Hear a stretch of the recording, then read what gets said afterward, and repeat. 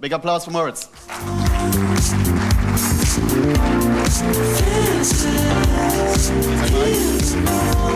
I tell you something, I love boxes. It's an old trick. If you enter the stage with a box, you grab the attention of everyone, especially if you're entering a metro stage and you accidentally took the box of a competitor.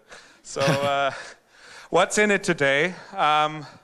I'm the founder of Gastvortrag. We have, to make it short, a B2B e-commerce marketplace for hospitality and restaurant supply products. I have the honor of being invited to have a keynote speech. And since this keynote speech is keeping you away from having your big time on stage, what could be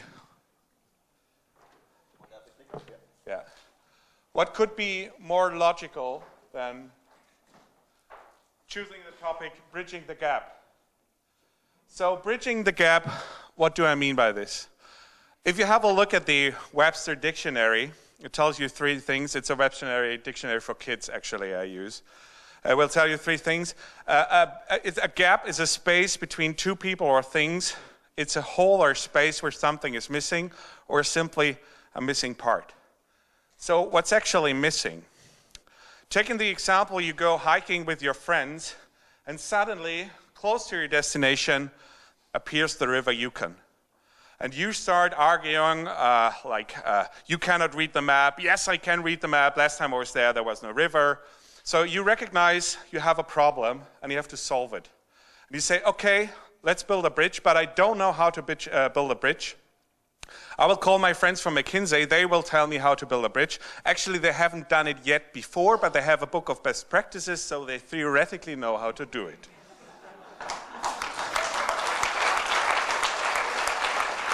Okay, and then you have some kind of team building. You say, okay, now we know how to build a bridge, but we don't have a team, or we don't have the resources. Okay, let's form a simple startup. You, Annika, and Tom, you go build a team and get some material while I am supervising the process and watch out that the river is still there when you come back. Okay, so you start building a bridge, and then you have to evaluate this whole thing. And you say, Karl and Klößchen, you are the most chubby guy on stage. You go over the bridge first, and we can see if it carries you. So innovation, this is what you created. You created a simple circle of innovation. But this innovation is not the product, it's not the bridge itself, it's a process. The good thing is, while building a startup, you will meet this kind of innovation circle in many, many occasions. The bad thing is, it's mostly not that clear. So you don't know the solution, it's not a bridge, it may be something else. And in many, many cases, you don't know the problem itself. So it's not like, bridging the gap is not like bridging two concrete events. It's more like managing an area of conflict. Let's have a look at our industry. What are common areas of conflict? If I go shopping today, do I really need the things I'm buying, or is it more I'm searching for a certain shopping experience?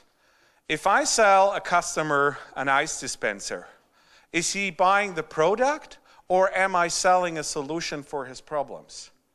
Or, when I visit a restaurant, is it really about visiting a locality, or is it about spending time? What's the parameter that count for you? Or, how do I match with global sourcing when people want it has to be regional? Or, how can I cope with sustainability when people say, I want this product, I want it in 20 minutes, and I don't give a damn if you spend 10 liters of gasoline, I want it in 20 minutes. So, even when we see it between corporates and startups, no one would have expected that there's a certain area of conflict. I will tell you a secret, how some corporates are solving this startup problem, some of them. It's knocking on the door, and there comes a guy from the management and said, outside there's this thing called startup, and it won't go away by itself. What should we do? And the CEO said, okay, turn your cap.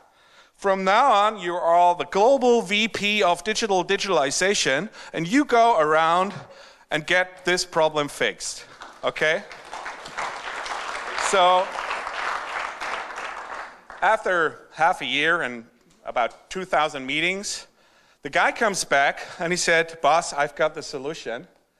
I travel around the globe, I depict this problem on PowerPoint, And I discovered on PowerPoint that the only thing that separates corporates from startups is an arrow. So I took 200,000 euros and I built this prototype. And with this magic arrow, we can keep a distance to the startups until they go away by themselves. This is really sometimes going on in the industry. Again, this is innovation. It's not a product. It's not a way. It's not a destination. It's more a method of moving forward. Why is that so important? Because the markets we are facing in this industry, they got a huge complexity over the last 15 years. You know, I'm a pretty bad graphical designer. This looks like Keith Haring having the measles, but it should depict the future. Okay, this is the past. What we can see? We see, we see, first of all, I saw, okay, there are more participants, and the borders have somehow disappeared. So these participants are interacting in an erratic way. I can't predict it. They're constantly regrouping, they're disappearing, they're expanding somewhere, sometimes coming back. So this whole process is really hard to predict. And if this whole process was not complex enough, the customers start to move exactly the opposite way.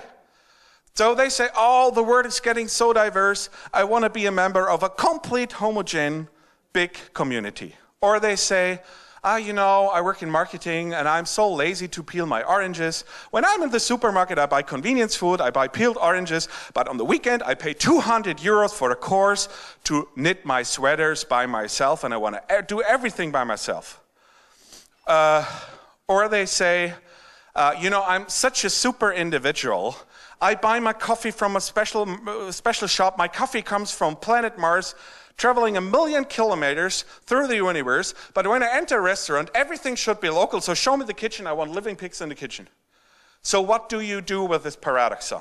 What do you do if a forecaster tells you, outside the world, it's getting complex, it's a tornado, don't leave the building, the best thing is to do nothing and wait until the tornado is over? What would you do? I tell you what I would do.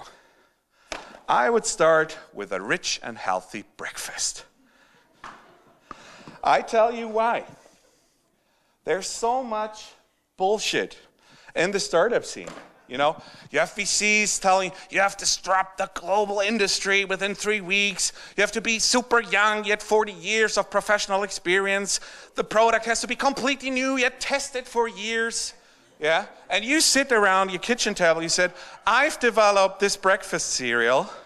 It's the best breakfast cereal in the world, and everybody should try it. You know, just go out and do it. Remember, there was someone building an empire by just adding milk to it. I mean, how ingenious is that? So, talking about innovation, it's all about simplification for the customer. Either a good innovation will lever your options, like if you're building prostheses or something like that, or it will reduce complexity, like Book a Tiger is working. And if you have a really great innovation, it will do both, like Uber or a big data solution. It levers your opportunities and it's reducing your complexity. So if you have a great idea, if you found something here, just go ahead and try. I would recommend you to check your business model with 10 simple questions that I have experienced before. Question number 1 is, am I solving a relevant problem? Nearly every week I get calls by startups saying, okay, we developed the app Friezler, and with the app Friezler you can look internationally if the lights in your freezer are on or off. Can you sell this product on your marketplace? They're solving a problem, but that's not solving a relevant problem. And the second question is linked to that. Are customers willing to pay? Last week I got a call by a young hospitality startup saying, we have developed this prototype and we have 50 customers. Yeah. And do the customers pay? No, we gave it away for free. So this is really a problem. You have to make people pay because someday you have to earn money with it in a certain amount. And this is linked to the third question. Is your market really big enough? Today I've seen some good ideas, but the market is simply not big enough. So let's go through the other questions. Do I have the right resources to execute fast? Do I have a significant cost regression? Can I automate at least some of the processes? Do I know at least one efficient marketing channel? Can I force customers to stick to my product? Can I look at others to offer the same or a better solution? And if not, what is the asset potential buyers will actually pay for? Is it the customer stock or is it the best technical solution? If you can answer 5 of these questions with yes, I would say just go on and try it. But before you try it, please let me clear with a certain error. I'm always confronted it. You know, all of the industries, they're talking about digital transformation. Mobility, hospitality, everybody is talking about digital transformation, and everyone is just looking at the word digital, and no one is looking at the word transformation. Let me explain you the difference. It took the simple zipper, 30 years to enter the fashion market. To digitalize something, you just need the support of some coders. To really transform an industry, you need the support of a bunch of stakeholders. And this gets really tricky sometimes. Think of Uber. They have a great digital product. They do hard with governmental regulation. So before letting you go and having a great time on stage, I will leave you with 10 advice from my modest startup experience. The first thing is be aware and become an expert. I mean really an industry expert. Not I'm a coder, so I know everything about digitality. Go in the market and talk to your customer. It's really a German thing. They're developing everything in a closet and no one is actually talking to the customer. So go out and grab as much information as you can. Concretize as much as you can. I see some pitches today where they say, somehow we have a feedback loop and we gain some information. Somehow I will find a marketing channel and everything gets sold. Delete that somehow. Make it as concrete as possible and collect as much hard data you can find. Then target a customer chip which is big enough. I would guess of the 5,000 Berlin startups, 80% are heading for this, cool young innovators wearing expensive sneakers. I work in a gallery. I have such a super taste of music. And no one is asking, do they have the budget to pay for all these products we are offering them? No, they don't. Sometimes you're right offering your product to the late majority, to the haggards, to B2B. Please don't go out and choose always the same customer group. Okay. Expect that problems themselves are migrating. What do I mean? For example, you have delivered a hospitality app for free wireless LAN, and then one day the government decides to delete the Störerhaftung. What do you mean? The whole market is gone away. So expect that often problems are migrating to yourself. Okay, so you offer a solution for the customer, and the customer says, "Thank you for the solution. Now I can buy less in a lower frequency." So expect the problems to migrate. Never underestimate sales. It's a surprise. Everybody says to me, "Okay, I developed this Tinder app for forced marriage, and I know this guy from Vodafone. He was a key account. We sell all the product all over the world." Sales is I would say, think of the transformation thing. It's one of the most difficult things to have really a customer base. Don't think that cost aggression will come automatically. We are now with Gastvortrag hitting our first million of revenues, and we did that with investing 20,000 euros in marketing. The next million will cost us probably 200,000 euros. So don't expect, costs like automatically shrinking somehow, margin costs. I studied management. Don't team up with people just because they're friends, okay? You're not founding a band.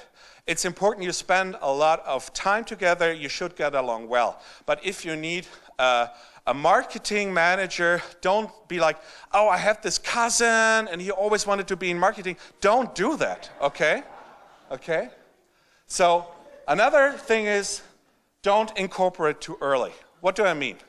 I can remember when I was a kid, we went to the soccer court, and we tried to soccer, and what happens? 2 or 3 boys appear with the same tricot, Lothar Matthäus. I'm Lothar Matthäus. No, I'm Lothar Matthäus. No, I'm Lothar Matthäus. We're fighting about titles before we have really ended the game.